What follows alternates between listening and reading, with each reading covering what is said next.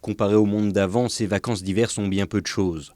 Dans la station des Carreaux, on affiche en effet en ce moment un taux de remplissage à peine supérieur à 40%. Pourtant, il s'agit là de chiffres globalement assez encourageants au vu du contexte sanitaire international. Loin d'équilibrer les comptes, l'afflux de vacanciers a toutefois le mérite de redonner le sourire à de nombreux professionnels. Effectivement, on est en chute colossale en chiffre d'affaires, mais la fréquentation et l'activité au sein de la boutique, pour la location et pour la vente, le trafic fait qu'on est pas mal occupé et ça permet de libérer l'esprit qui est le soir, une fois les rideaux fermés, on retombe dans les chiffres et le moral redescend. Mais en journée, heureusement que les clients sont là et nous donnent la bonne humeur. Un public qui semble donc avoir préféré cette année les petites stations aux grands domaines skiables. Une tendance qui a permis à plusieurs structures de tirer leur épingle du jeu. Les résidences de tourisme font des taux qui sont au-delà de 80%, même 100% cette semaine sur 3 jours. C'est incroyable, même eux le pensaient même pas.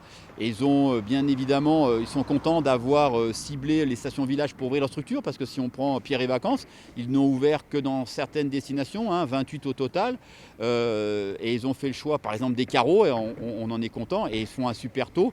Donc du coup pour nous c'est tout bénéfice. Et ça nous conforte dans l'idée que les stations villages, avec une vie à l'année, une station authentique, avec des chalets, avec bien sûr un front de neige, avec la neige à proximité, a un grand pouvoir de séduction. Dans l'ensemble plus orienté sur des activités 4 saisons, les villages-stations de moyenne altitude semblent donc moins subir la privation de ski alpin.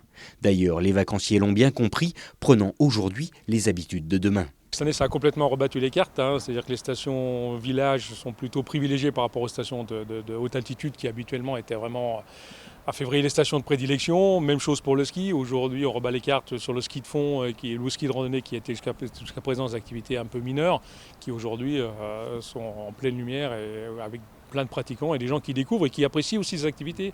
Je pense qu'effectivement, peut-être que des gens reviendront au ski alpin dans une saison normale, mais je pense que ces activités, ski de rando, ski de fond, garderont certains adeptes qui auront découvert ces activités par le biais de cette pandémie, quoi.